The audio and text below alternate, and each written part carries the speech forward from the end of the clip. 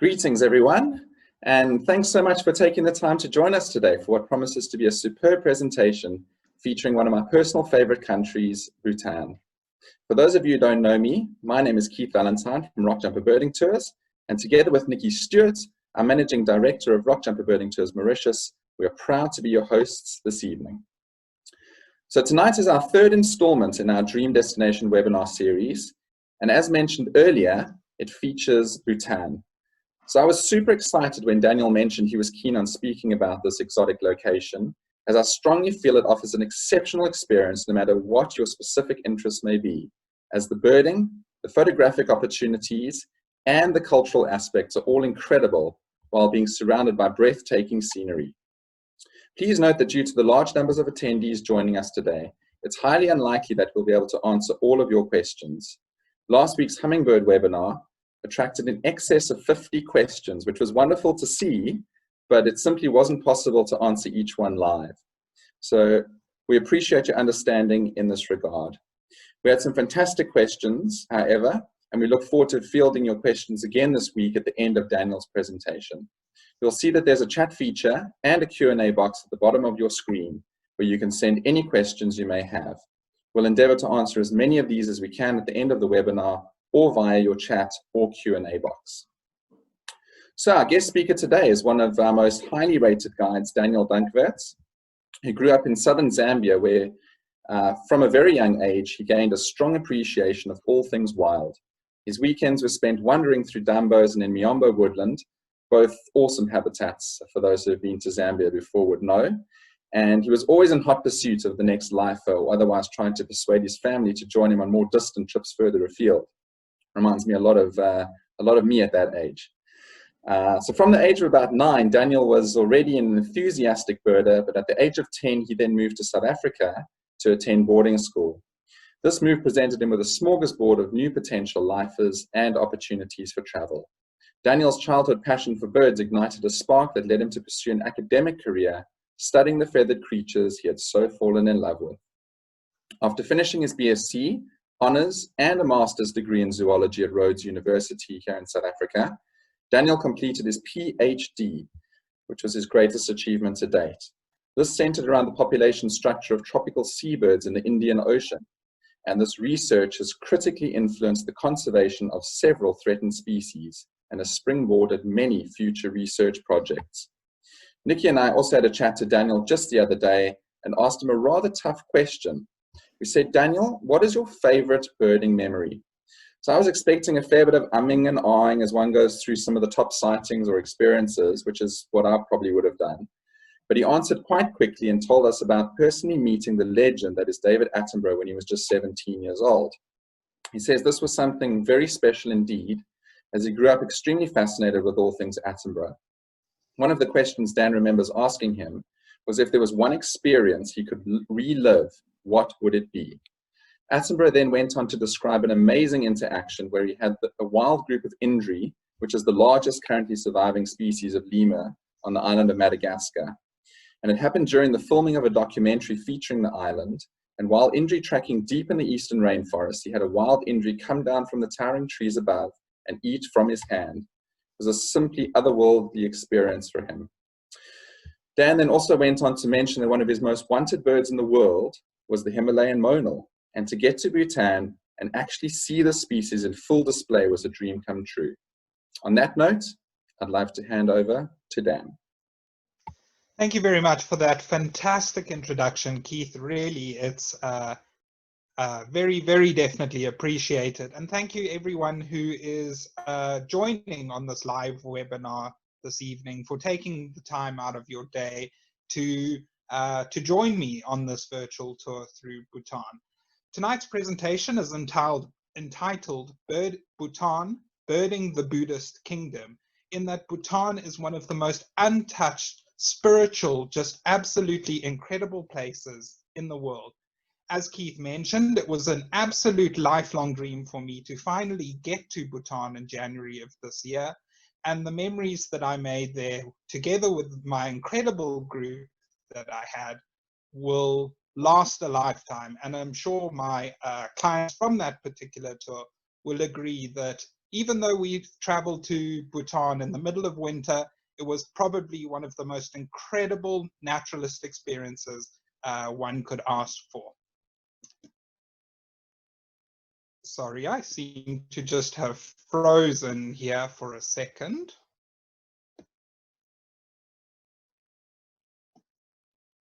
There we go. So the structure of my presentation this evening is going to be in 4 parts. I'm going to begin with an overall background to both myself as well as Bhutan as a country. I'm then going to take you on a day-by-day summary of our main tour that we operate in Bhutan. The third section of the tour will then be a brief introduction to 2 additional tours that we run to the country as well as to neighboring India. And finally, as Keith mentioned, we'll end the presentation with a brief question and answer. Now, for those who may not have met me, this is me, the one underneath, not the one sitting on the shoulder. Prior to joining the Rockjumper family, as Keith mentioned, I was conducting research on seabirds in the tropical Indian Ocean. Since joining Rockjumper in the year 2018, I've been immensely lucky to run tours to countries all throughout Africa as well as in Asia. But to this day, nothing and absolutely nothing compares to my experiences in Bhutan. Bhutan, located in the central southern Himalayas on the southern slopes of the Himalayan mountain range, is one of the most culturally rich, biodiverse, untouched, and picturesque countries in the entire world. Seemingly stuck in an ancient world between the 2 mammoth countries of India and China, Bhutan was a lifelong dream destination for me, and it's a country that myself and all of the other guides at Rockjumper would highly recommend you consider. Bhutan is one of the most untouched countries in the entire world. It only opened to tourism as recently as the year 1974, and this was boosted in the year 2000, so very recently. As a result, Bhutan is almost completely untouched. It has an incredible policy that is written into the country's legislation that demands that only a certain number of tourists are allowed to visit the country every year, and there's very strict regulations to try and control the Western influence in the country to maintain its cultural and spiritual belief systems. Bhutan is locally known as Druk, which translates in Sanskrit to land of the thunder dragon. This is a name so befitting of one of the most picturesque and seemingly ancient countries in the entire world. Indeed, the country is surrounded by mysticism and such dramatic grandeur that you could expect the thunder dragon to still live in some remote valley in a distant corner of the country. The thunder dragon is so culturally representative of the country as a whole that you see illustrations of the dragon everywhere you go in Bhutan. It's even represented on the Bhutanese flag. But there's 2 other important elements to the Bhutanese flag that I'd like to tell you about today. The first is the saffron yellow color on the upper left-hand side. Bhutan has never been colonized in its entire existence, and so maintains an incredible cultural diversity and a very deep spiritual belief system, which is extremely evident throughout the country. Bhutan has always been run by just a single royal family, the Wangchuk family, and the color saffron yellow is a color that is only worn by the royal family. And on the Bhutanese flag, this yellow color represents the royal family. The orange that you see on the lower right-hand corner of the flag is representative of the cultural diversity and the overall richness of the country. But Bhutan is an incredibly poverty-stricken country. More than 50% of the 700,000 people that live in Bhutan work in the farming sector and receive very little income. Most of them are subsistence farmers. So what do I mean when I say that Bhutan is an incredibly rich country? Well, richness in Bhutan isn't measured by economic wealth. It's measured by gross domestic happiness, which is something that makes Bhutan unique above or among all countries in the world.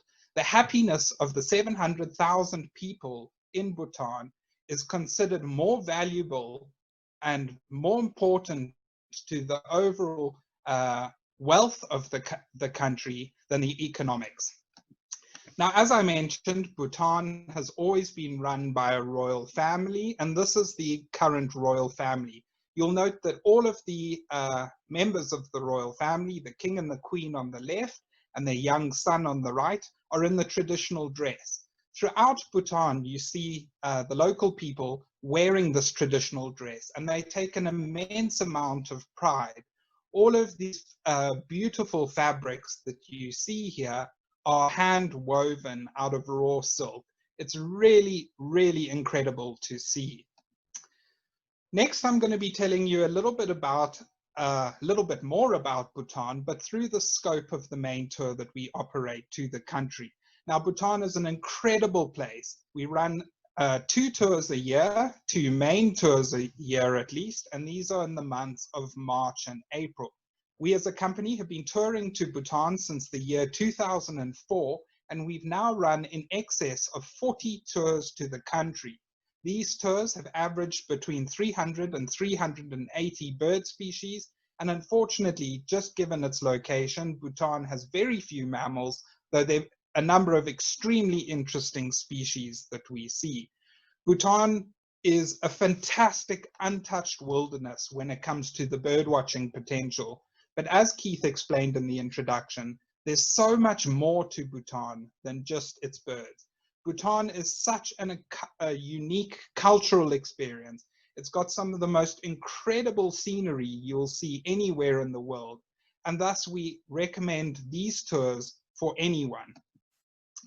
Now, our tour actually starts in the Indian city of Guwahati, in that there is no international airport in the eastern sector of Bhutan. So we drive into Bhutan from an area, or from Guwahati, entering at the land border of Samdrup, Jongkhar. India is characterized by the hustle and bustle, the pollution, the noise, the overpopulation. And what's incredible is as you cross over into Bhutan, you get this, it's as if you hit a brick wall. You get completely thrown into just the most incredible, peaceful, and beautiful environment imaginable. So here we are driving from Guwahati to Samdrup, Jongkhar, and the base of those hills that you can see in the distance marks the border into Bhutan. As soon as we cross into Bhutan, we get an immediate sense of just peace, utter tranquility, and this is where we meet our local Bhutanese crew who travel along with us for the next 20 days. You'll also note that immediately as soon as you cross into Bhutan, everything about the place changes. There's no pollution, the architecture is different, the people are different.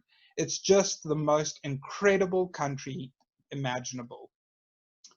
It would be unfitting to start a birdwatching webinar to Bhutan without beginning with a picture of the species. This is the great barbet, one of Asia's fairly widespread species, but one of Bhutan's most common birds.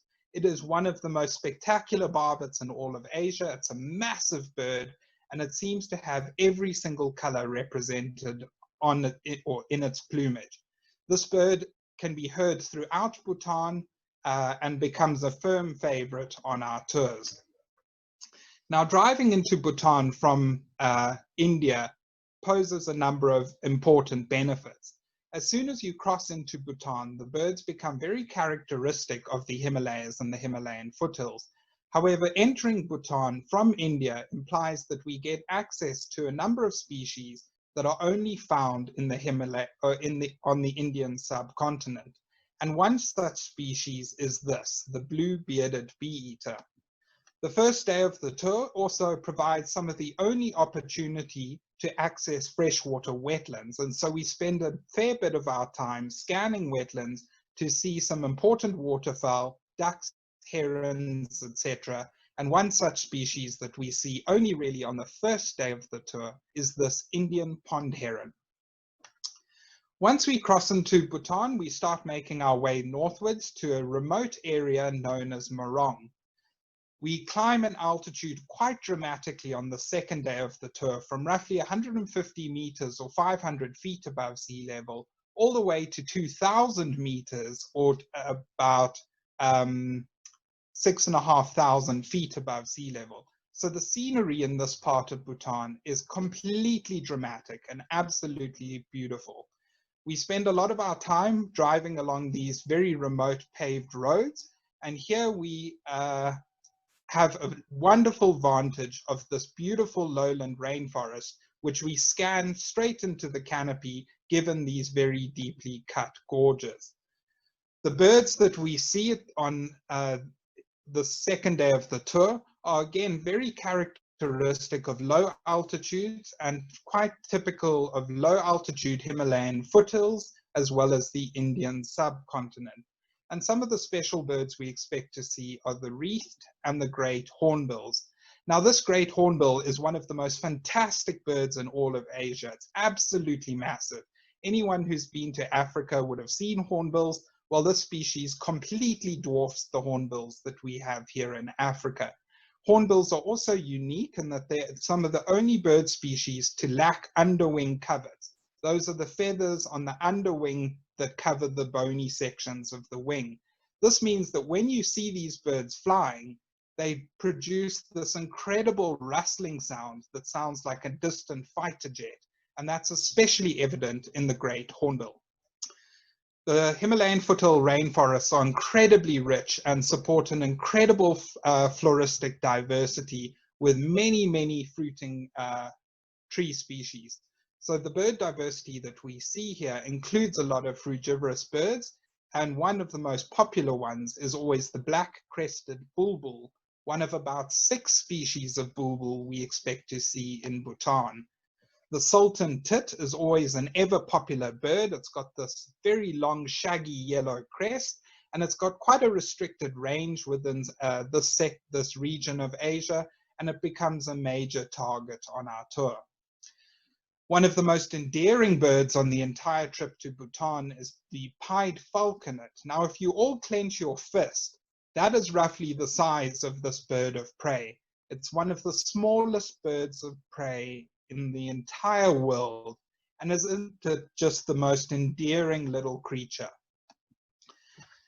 This is an opportune time for me to tell you something about the migration of birds that happens in Bhutan. Bhutan is fairly unique in that it has a dual migration of birds, and our 2 tours to the country are perfectly timed to coincide with each of these migrations. So if you allow me a few moments to explain that to you. During the winter months, the high Himalayan specials move down into the Himalayan foothills where they spend the cold winter. During our first tour, which is timed at the very end of winter, we coincide with all of these species that are normally out of reach, but now they're in their wintering grounds at low altitude, where we can actually see them. Once spring approaches, these species all move up to high altitude, and some of them become out of reach of us or of our tours. They then become replaced by a separate assemblage of birds that migrate into the Himalayan foothills from the Indian subcontinent, and one such species is the long-tailed broadbill, which is best seen on the early spring tours. However, I'm going to just interrupt myself there and say it's impossible to go wrong regardless of which tour you choose to Bhutan. Bhutan is just one of the most incredible birding destinations in all of Asia, and it's so much more than just a birding destination. Once we get closer to Mongar, we enter some incredible mossy forest, and this is the home of the beautiful nuthatch, one of Bhutan's most localized bird species and a major target on our tours to the country. We very infrequently miss this bird species. We have an extremely good chance of seeing this bird on all of our tours, and the Mongar area is perhaps one of the best sites to look for it. While we're looking for the beautiful nuthatch, we're sure to be entertained by a few other bird species, including the black-faced warbler and the silver-eared mesia or silver-eared leiothrix, both of which are absolutely stunning. They move around in small, noisy flocks. We'll finally arrive at our campsite, and I know what you're thinking. Camping in the Himalayas, are we crazy? But the answer to that is absolutely not.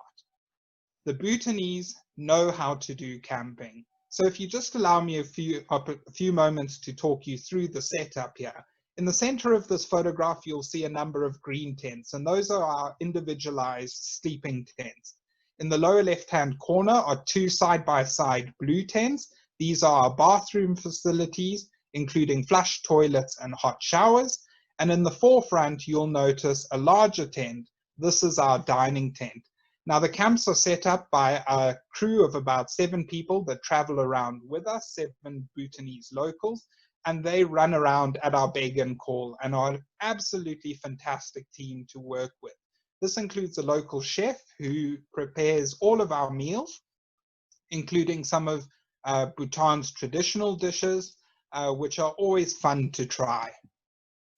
The individual tents are nothing short of incredible, with Persian rugs to spare, bedside tables, freshly cut flowers, and the most comfortable down feather sleeping bags. If you still think you're going to struggle to sleep, if you're still suffering from mild altitude sickness at the mere thought of camping, well, what we can do is provide you with a local drink named a dragon warmer, and that's sure to help you sleep very well at night.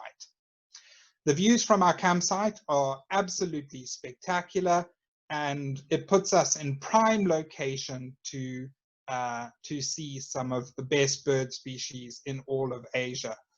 Now, I'm going to take a short break from the presentation here, as for a little bit of fun, we've come up with a number of polls that Nikki's going to share for us on the chat function. And you will have the opportunity to answer these, and we'll collate the answers and we'll provide you with some feedback a little bit later on the trip. So the first poll is, my primary interest on a tour to Bhutan would be, and of course it's multiple choice, to see as many bird species as possible, to see all the special birds while still taking time to enjoy the culture, the flora, and the scenery, to maximize the cultural experiences, whether or not we see every single target bird species. It is a lifelong dream of mine to visit Bhutan, or I'm just along for the ride and I'm happy to do whatever we do. So while you answer those, I'm going to continue with the presentation.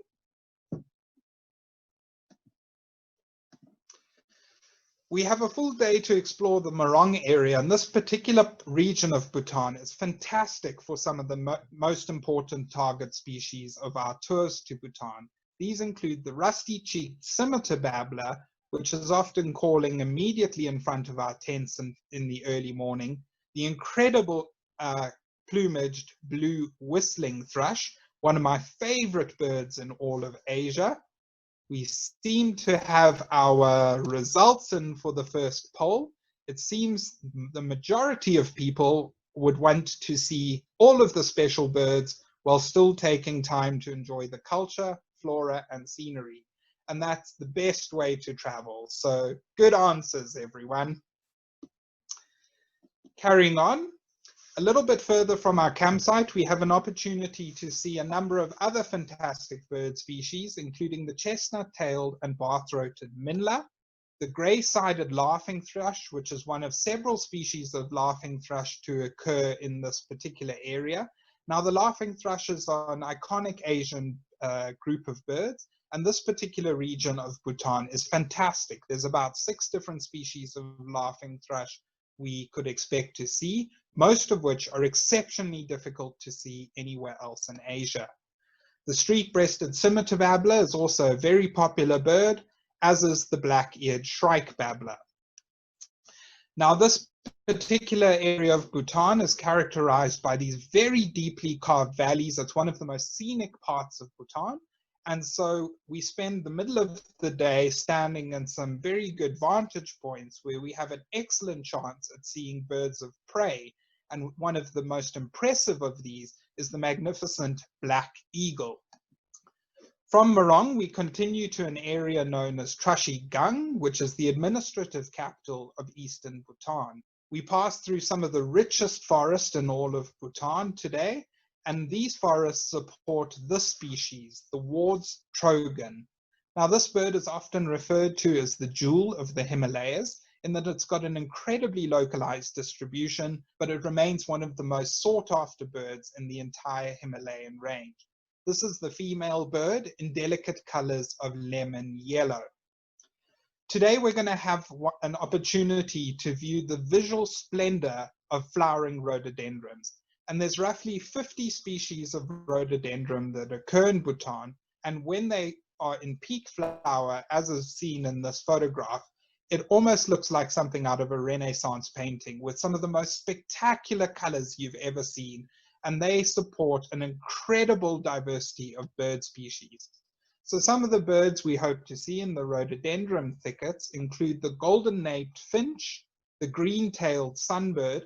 Now, a funny thing about this particular bird, this is one of the most common birds in all of Bhutan, and it tends to become something of a running joke in that it's almost always the first bird you see as you climb out the bus.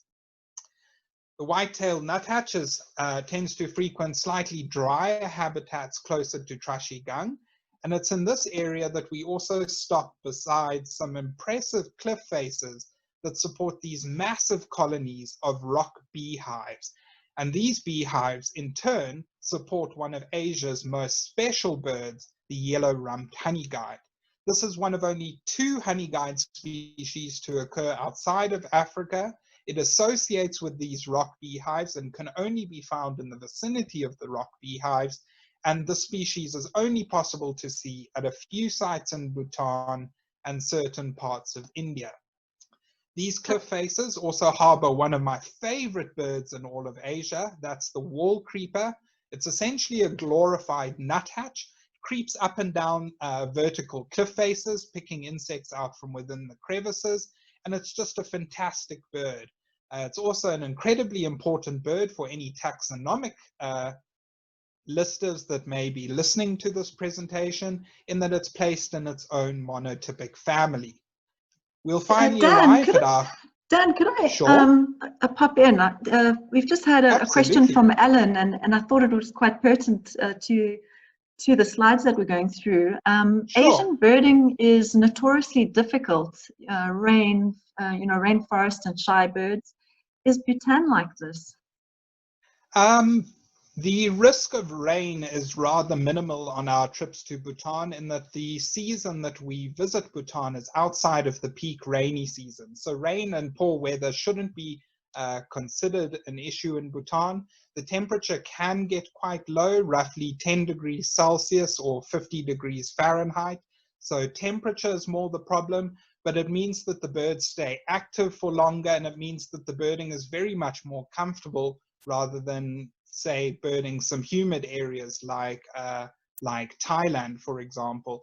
Bhutan is also, it supports many very skulking species that are quite difficult to see, but we give ourselves ample opportunity to try and see these. So yes, there are some skulking species, but it isn't, most of them aren't too difficult to see. The viewing conditions are also quite good. We're never birding on fine trails that go through the forest. We typically do most of our birding from the road. So when we get a responsive bird, it's generally quite easy to actually see the bird. I hope that answers your question.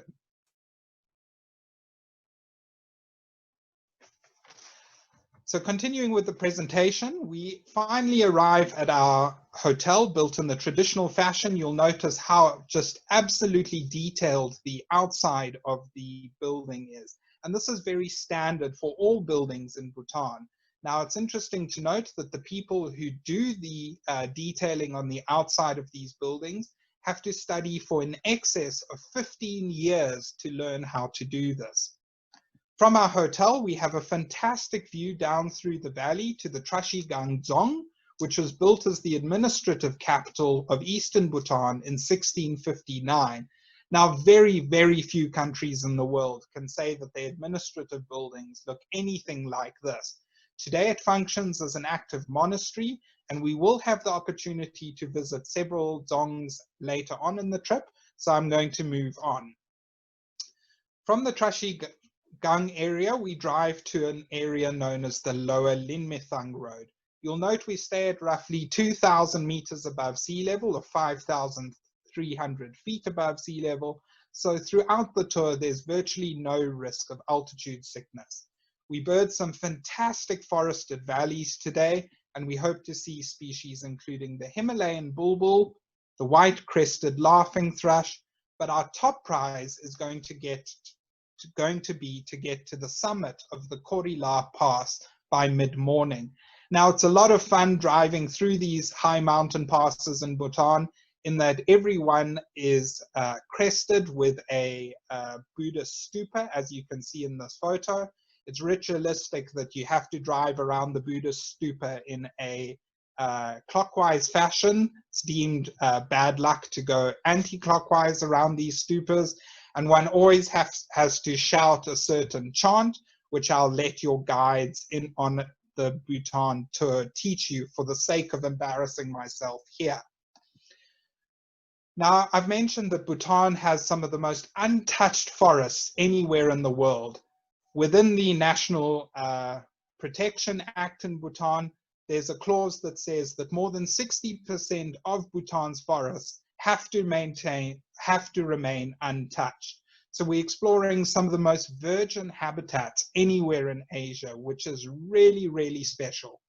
Here we expect to see species including the fabulous Darjeeling woodpecker, the noisy yellow-billed blue magpie, the male Ward's trogon, which is absolutely fantastic. You can see why the species is referred to as the jewel of the Himalayas. And finally, we drop down off the top of the pass to find the most beautiful lunch setup awaiting our arrival, and we have a freshly cooked hot lunch in the field. Thereafter, we explore an area of farmland where we hope to see specials including the rufous-necked laughing thrush and the very poorly named common green magpie. There's absolutely nothing common about this bird. It's one of Asia's most spectacular species. And the diminutive little ultramarine flycatcher will hopefully also be a feature. Finally, we arrive at the recently constructed Trogon Villa, which is going to be our base for 3 nights. Now, Trogon Villa is obviously named after the Ward's trogon, in that this is the area in which the Ward's trogon is most easily seen. We have 3 full days to explore the Lower Lingmethang Road, which is rightfully considered one of Asia's top birding sites in that it covers an immense altitudinal range. And the scenery here is nothing short of spectacular. So any photographers who may be interested in Bhutan, it is definitely a thumbs up. This is one of the most incredibly scenic places in the world. Here we're going to be looking for the critically endangered rufous-necked hornbill, the golden-breasted fulvetta, which tends to like the high-altitude bamboo habitat, an incredibly interesting habitat that is. And to let you into a little bit of a trade secret, my fellow guides who may be listening to this will call me out on this later, I'm sure, but we as guides absolutely despise cupwings. They're some of the most endearing little birds in Asia, and all birders would love to see these things, but they are exceptionally difficult to see. They're minute in size, and they tend to stick to the deepest, darkest parts of the thickets. However, there's a number of species here, and with enough trial and effort, we typically get rewarded with some fantastic looks at these birds. So this is the rufous-throated cupwing, one of the most cute little birds in all of Bhutan. The Himalayan kutia is also possible in this area, always a very popular bird, brightly colored and quite striking, as is the Mrs. Gould sunbird, which is rightfully considered one of Asia's most beautiful sunbirds, and in fact one of the most beautiful sunbirds in the world. They tend to like the rhododendron thickets, so we'll be sure to spend some time with the flowering rhododendrons. As I mentioned previously, Bhutan is fantastic for laughing thrushes, and this is one of Asia's most difficult laughing thrushes, the scaly laughing thrush. But the lower Lingmethang Road is perhaps one of the best places to see this difficult species. However, the lower Lingmethang Road is famous for two birds in particular that until very recently were considered almost mythical. They are the Sikkim wedge-billed babbler and the long-billed wren babbler. Again, to follow up from Alan's question, these are two extremely skulking birds, but we do tend to have quite good luck with these birds out in the field. From the lower Lingmethang Road, we move to an area known as the upper Lingmethang Road, more commonly known as the Sengor Road. This area is absolutely spectacular. We stay in a rural, remote village up in the highlands of Bhutan, and the views here are nothing short of spectacular. Here we expect to see flocks of the incredibly striking snow pigeon, and this is a very interesting species in that the local Bhutanese people are generally quite nomadic in nature. They move around according to weather conditions, and the people of Bhutan follow the snow pigeons. So as soon as the snow pigeons disappear from an area, the Bhutanese people know that they have to follow suit, otherwise they're going to be trapped in, say, a snowy blizzard, for example. The Sengor Road is a fantastic area to see the slender-billed scimitar babbler. However, there are not many birds that are as fitting to the land of the thunder dragon, or perhaps as legendary as the satyr tragopan. Now, this is rightfully considered one of the most beautiful and sought-after bird species in the world. It is nothing short of spectacular, and the Sengor Road is the best place in the world to see it, which is why we spend so much time here. On a normal day, you see the birds coming out to feed in the open of the road, and this is where the males display to advertise their females. Now listen very carefully. When I play this video, you'll hear the bird's unusual call. This is a fantastic view of the birds, something we typically see on every one of our spring tours. And I hope you heard that sound. No, that wasn't the sound of a distant sheep. Apparently the female tragopans go absolutely crazy for the bleating sounds that these male tragopans make. Every once in a while, if the planets are aligned, if the stars are where they're meant to be, the absolutely unimaginable happens, and you get to witness a displaying satyr tragopan. Here the male inflates his throat pouch to reveal this beautiful blue and red coloration. Two horns get erected behind his head. He droops his wings and he calls loudly in the vicinity of some females that he will hopefully mate with. Once we've got our tragopan fix out the way, we then move on to an area known as Bumthang. Now, I've noted here that this is the first of the high altitude passes that we'll be doing on the tour. We reach a maximum of 3,850 meters above sea level, but we don't spend sufficient time at the top of the pass, and by now, most people should have acclimatized that there isn't any risk of altitude sickness whatsoever. The scenery here is absolutely spectacular, and we get to see some of the remotest parts of Bhutan, driving past villages that are on the opposite sides of the valley that one can't even drive to. These people have to hike up to their remote communities.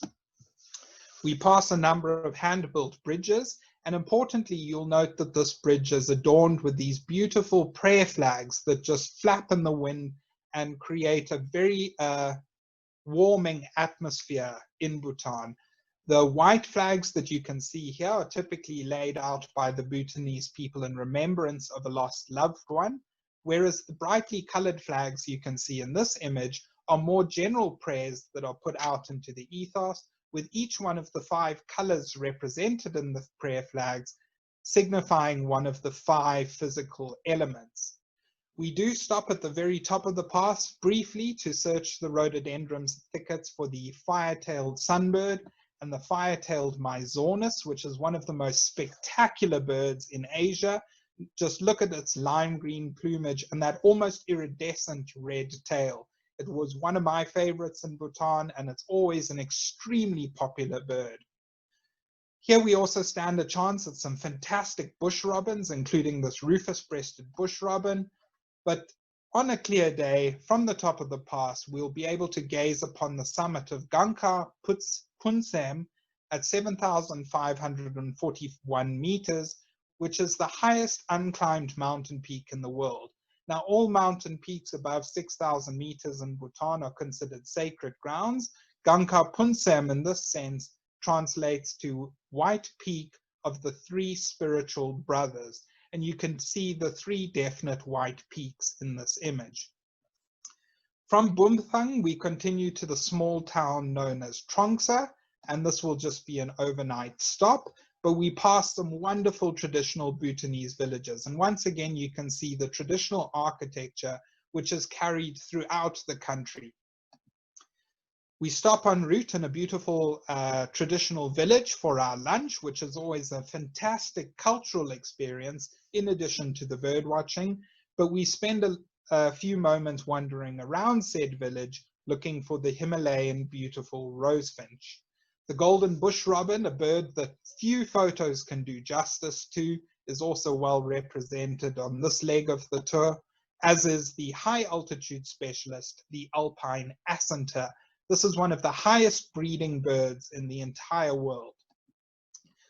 Just before we arrive at Trongsa, we'll stop for another field lunch, which is conveniently set up ahead of our arrival, but we'll then have an opportunity to visit the Trongsa Dzong, which was constructed in 1543 and is one of the earliest dzongs to ever have been constructed in Bhutan.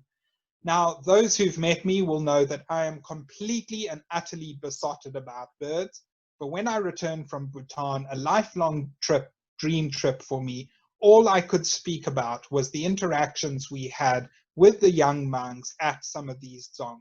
So here we are with some of the monks in training and the monk elders that are teaching them, and it was such a fantastic experience, a cultural experience that's almost impossible to put into words. Being able to interact with these monks and to teach them how to use binoculars, etc.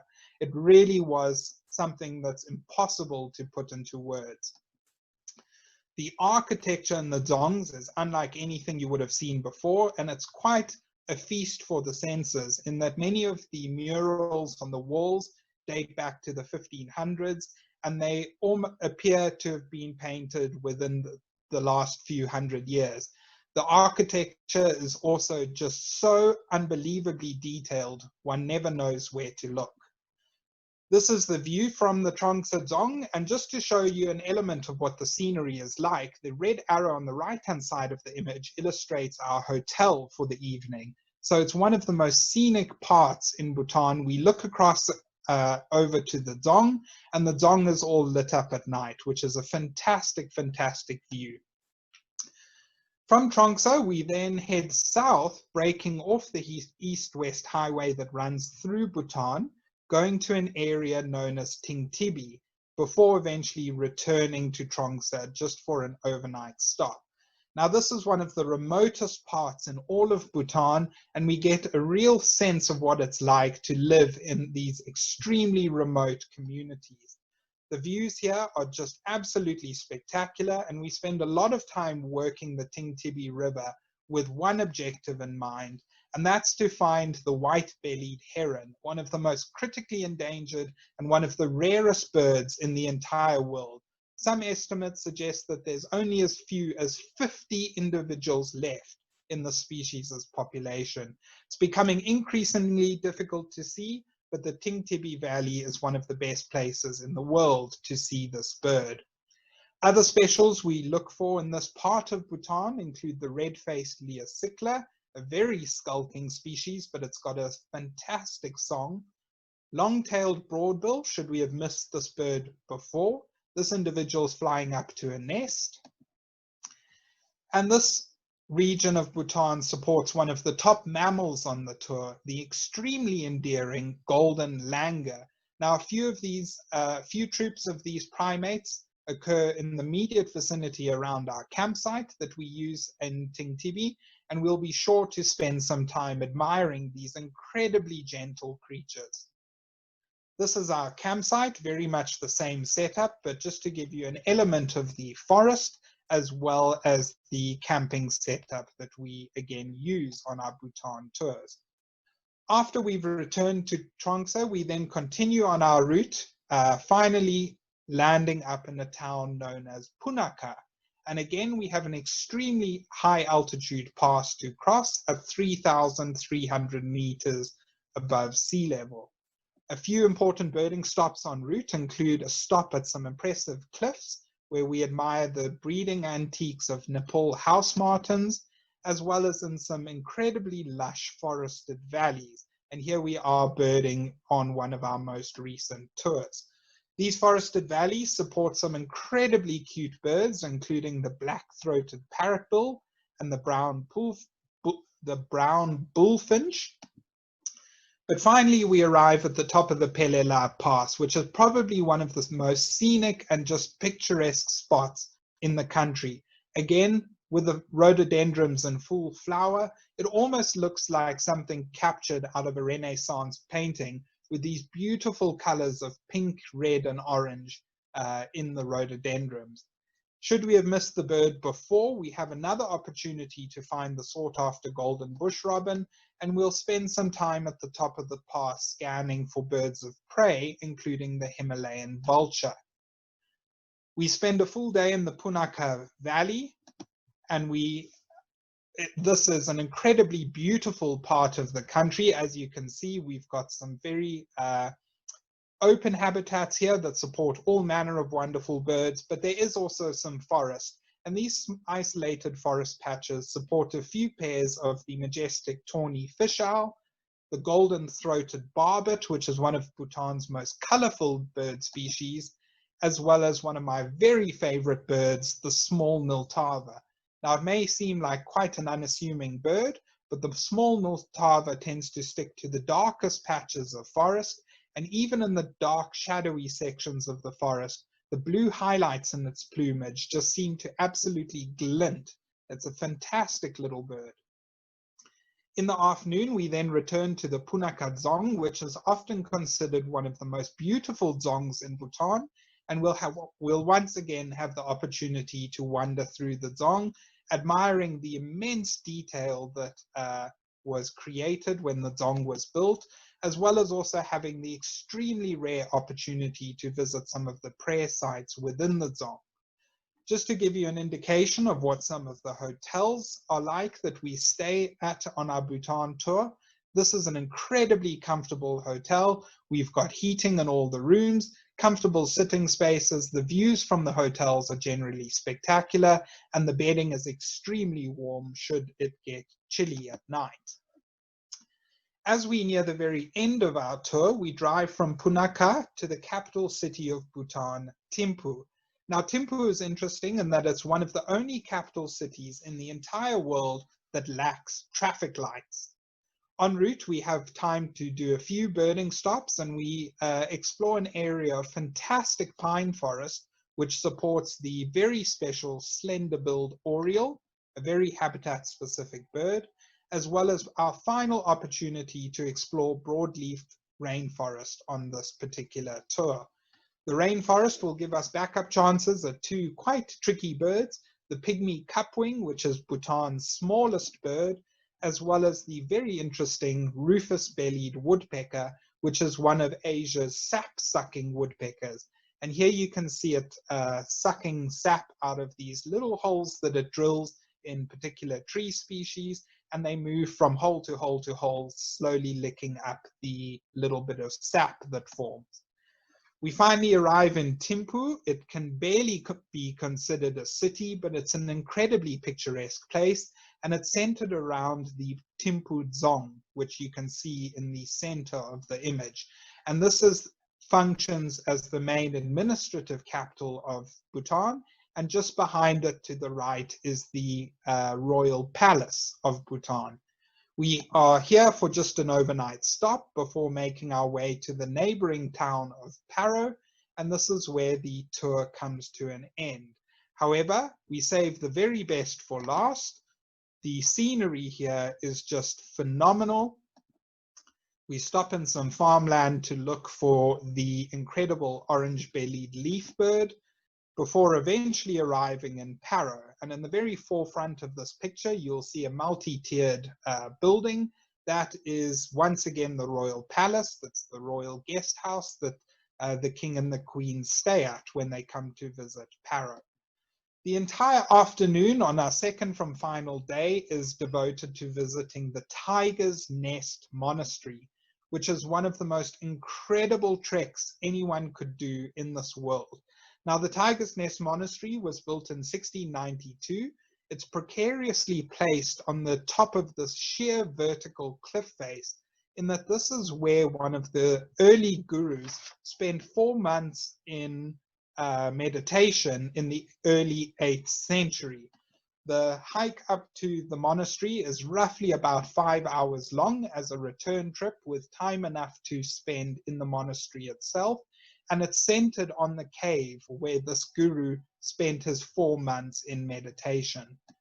We then return to our hotel for one of our final evenings in Bhutan before going up the famed Chelela Pass. Now, the Chelela Pass is the highest altitude we'll go to on our Bhutan tour, at roughly 3,980 meters above sea level, or 13,000 feet. But once again, we don't spend sufficient time at the top of the pass to risk anyone getting any symptoms of altitude sickness.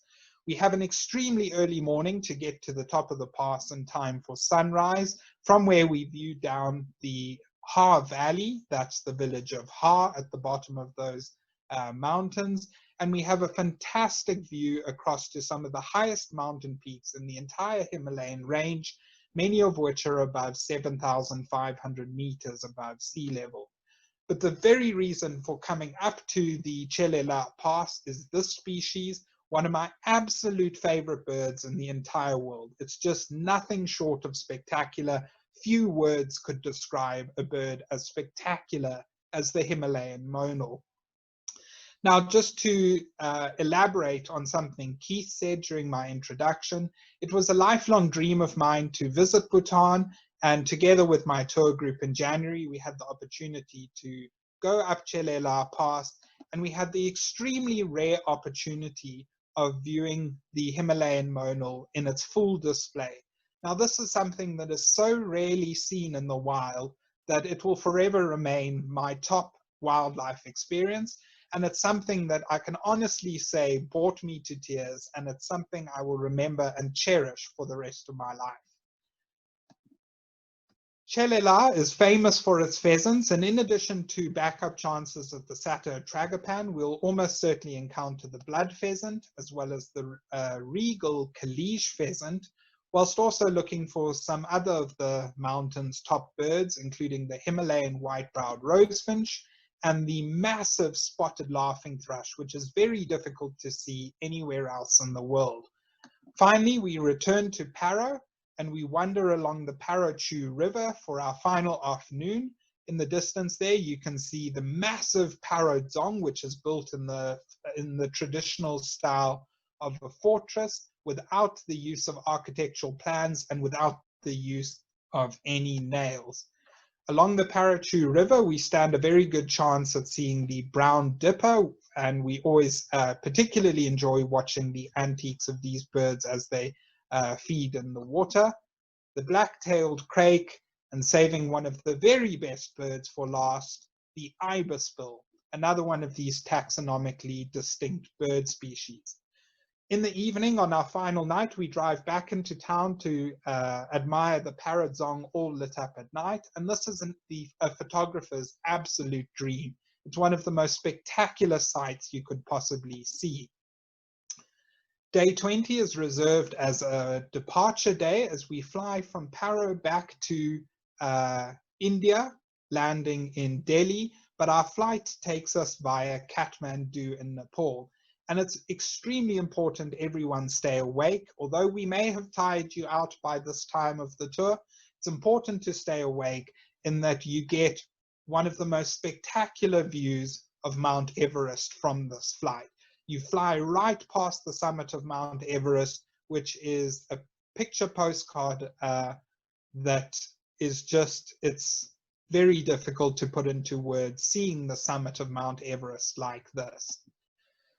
Just to end off my presentation, I am running a little bit over time and I apologize for that, but I would like to just give you a brief introduction into 2 add-on or additional tours that one might be interested in when considering Bhutan.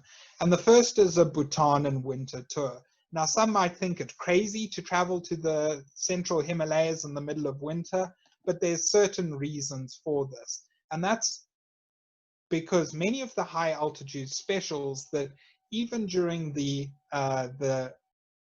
first tour that we run right before the beginning of spring, many of these high altitude specials can only be seen in the very peak of winter, the very height of winter.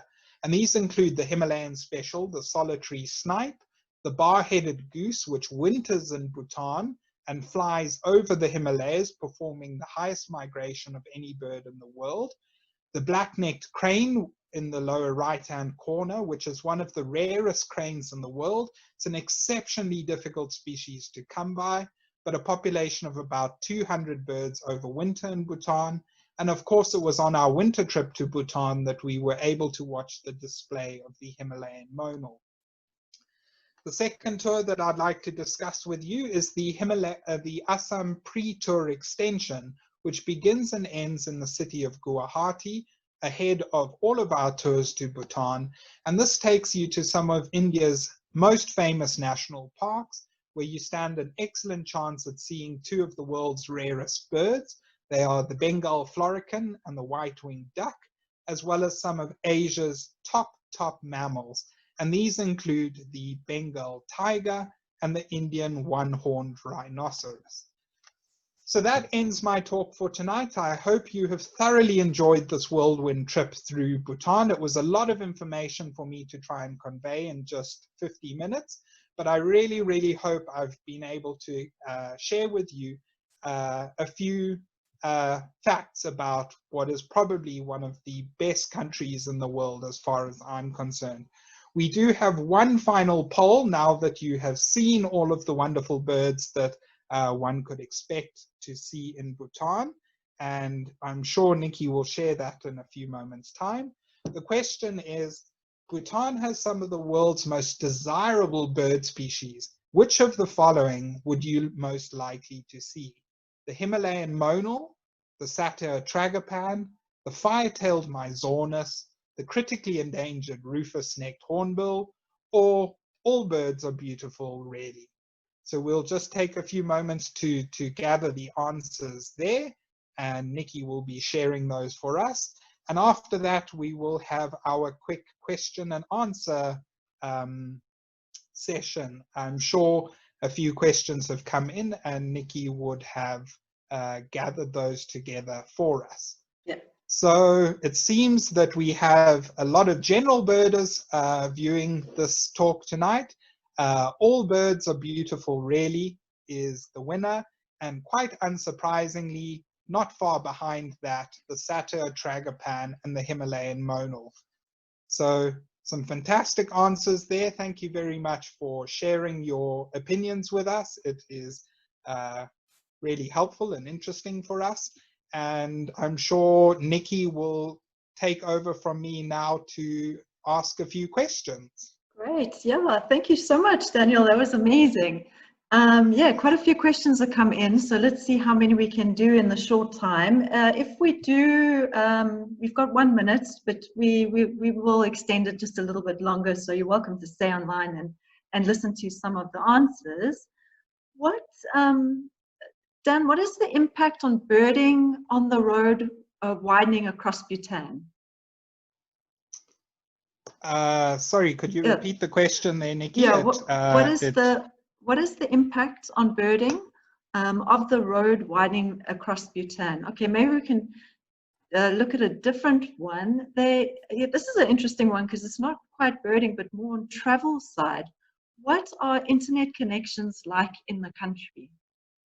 That's a fantastic question, and that internet has only very, very recently come into Bhutan. Now, Bhutan has tried to stay as untouched as possible as far as the Western influence is concerned, and internet was only introduced into Bhutan as recently as about the year 2009. However, all of the hotels that we stay at have a functioning internet connection. It's very fast internet, so it's easy to phone your loved ones wherever in the world they may be. It's very easy to share pictures and things like that, do any work that you may need to do. We do, of course, camp for 6 nights of our Bhutan tour, and unfortunately there isn't internet in our camping site. However, there is cellular reception throughout Bhutan, and that includes cellular internet connectivity even in our campsites, and SIM cards are very easily accessible as soon as we cross into Bhutan at Samdrup, Jongkhar. Oh, fantastic. And another one here says, what sort of temperature will we experience on the spring and winter tours? Well, the daytime temperatures average around 10 degrees Celsius or 50 degrees Fahrenheit, so very, very comfortable conditions to be bird watching in. It also means that the birds stay active for much longer during the day, given that it stays quite cool. But typically, even when we're in the sun, just a light jersey or a light jacket is enough to maintain your warmth. The temperatures can drop below freezing at night, particularly when we are in some of the higher altitude areas. The top of Chelela Pass in the early morning can be below freezing. However, a few layers and you're very quickly warm and comfortable. Temperatures on our winter trip to Bhutan are somewhat colder. This is the midwinter tour that I showed you at the end, and they can drop. I think the coldest temperature we experienced was -10 degrees Celsius at night, but again during the daytime it is in positive values up to about 10 degrees Celsius. Fantastic.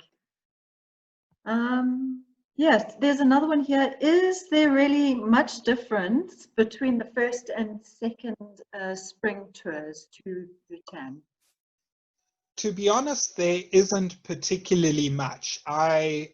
It's impossible to go wrong with Bhutan in general. It's impossible to go wrong with either of those two spring, end of winter and early spring tours that we run, in that all of the most important birds, the birds that people most desperately want to see, are possible on both tours.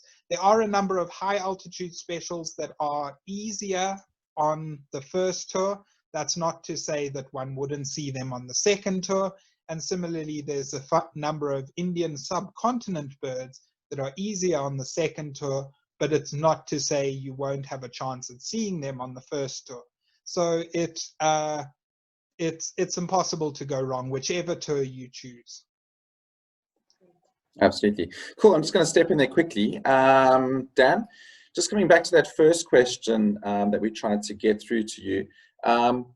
She was asking essentially, so Bhutan's going through some of that road widening that's happening, where they're sort of extending the roads and what have you. They were asking what the impact on the birding is as far as that's concerned. So the road widening, given how windy some of the roads are and how long it takes to get from A to B on any of the legs that we drive through Bhutan, what I mean by that is that the road widening is only being done on very short sections of the road. So we typically time our birding in that they open the road for traffic in a certain direction from, say, 10 o'clock in the morning to 12 o'clock at noon. And we time our birding that we can get there, that it absolutely doesn't interfere with the bird watching at all. And if certain sections of the road are closed for road widening, We just focus our birding in habitats on sections that aren't closed. So it shouldn't be seen as a concern in any sense of the word. And it wasn't a problem for us in January. Oh, fantastic. Now I had two questions come in regards to a specific flower and what is the best time to see it. So pardon me trying to pronounce it. Is it rhododendrons? Rhododendrons. That's the one. Long word. So there are anything upwards of 50 species of rhododendron that occur throughout Bhutan. Some species are extremely localized. They only occur at certain altitudinal ranges. Other species are extremely widespread. And each of these different plant species has its own flowering season. So we were in Bhutan in the middle of winter in January of this year, and we were seeing certain species of rhododendron in flower. In the spring months, of course, you've got a much higher diversity of plant species in flower. So either one of those end of winter, spring tours, you will see an abundance of rhododendrons in flower, which is always spectacular. But midwinter, we were also able to see a number of species in flower. Oh, wonderful. Miriam asks, how long are the rides? So the rides can take anything from 1 or 2 hours through to full day long drives. When I say full day long drives, that does imply drives broken up with birding stops en route. So we spend a lot of time doing what I like to call stop-start birding, where we'll drive a short distance, find an area of habitat that looks good, climb out the car, we'll spend a couple of hours in that area, climb back in, and we'll carry on. So to get from A to B, it can take anything up to a full day, but that is stop-start birding the entire way with explorations in any patches of habitat that seem productive. Oh, fantastic. Now this question I'm actually going to shoot off to Keith there and ask, will 2021 tours go ahead? Hi there, Anne. Yeah, I know Anne's been wanting to travel to Bhutan for a while. Yes, the plan is absolutely for Bhutan tours to go ahead in 2021. Obviously, to categorically state that anything is going to happen towards the end of the year or even the start of 2021 would be foolhardy, I'd say, because we just can't predict. We just don't quite know what's going to happen. But yeah, given the time and the way things are progressing, we absolutely plan on running the Bhutan tours, and interest has certainly been really high, and yeah, a number of private trips as well in the pipeline too. So there's definitely a lot of interest in traveling out there. I think everyone's keen on getting back out and exploring our world. We all just hope that we can do it sooner rather than later. And yeah, I'm confident that we will be able to get to Bhutan come March 2021. Oh, absolutely. Some more questions here. I enjoy birds, but would not say that I'm crazy about them. Would you still recommend the Bhutan tour? As Keith so perfectly phrased at the very beginning of the tour, Bhutan is one of those complete all-round experiences, and it's a country that I think is impossible not to enjoy. We distribute our time fairly evenly in Bhutan between bird watching, ensuring that we see as many bird species as possible and seeing all of the special birds of Bhutan. But we also make a concerted effort to visit as many dzongs as possible, as many temple sites as possible. We get to interact with some of the extremely remote communities when we have our lunch stops in those areas. So it's an incredible all-rounder tour. The flora in Bhutan is magical. The few mammals that we see are fantastic. The birds, of course, are incredible. But Bhutan is a cultural experience like no other. I would recommend Bhutan simply for the cultural opportunities that it offers. Oh, fantastic. Tristan said, thank you, amazing presentation. Have any of the tours run by Rockjumper ever produced a country first, thinking it likely since it's underbirded? Coincidentally, yes. On my trip to Bhutan in January, we were able to add rosy starling to the Bhutan list. Now, rosy starling is a fairly widespread bird. It's a fairly nomadic bird. It moves around in relation to locust swarms. So it's not impossible for rosy starlings to have turned up in Bhutan. And it just happened so that when we were in Bhutan in January of this year, we saw the country's first rosy starling, which was incredibly, incredibly exciting for us. Oh, fantastic. I think we have time now just for one more question. I would love to see the Tiger's Nest Monastery, but I do not think I can manage the hike. Are there any alternatives to walking the long trail? Well, yes, there absolutely are. So the hike up to the Tiger's Nest Monastery, including time spent up at the monastery itself and a tea break on the way up and the way down, takes just 5 hours. There is the option to hire a horse or a donkey, well-trained horses and donkeys that will take you to the top.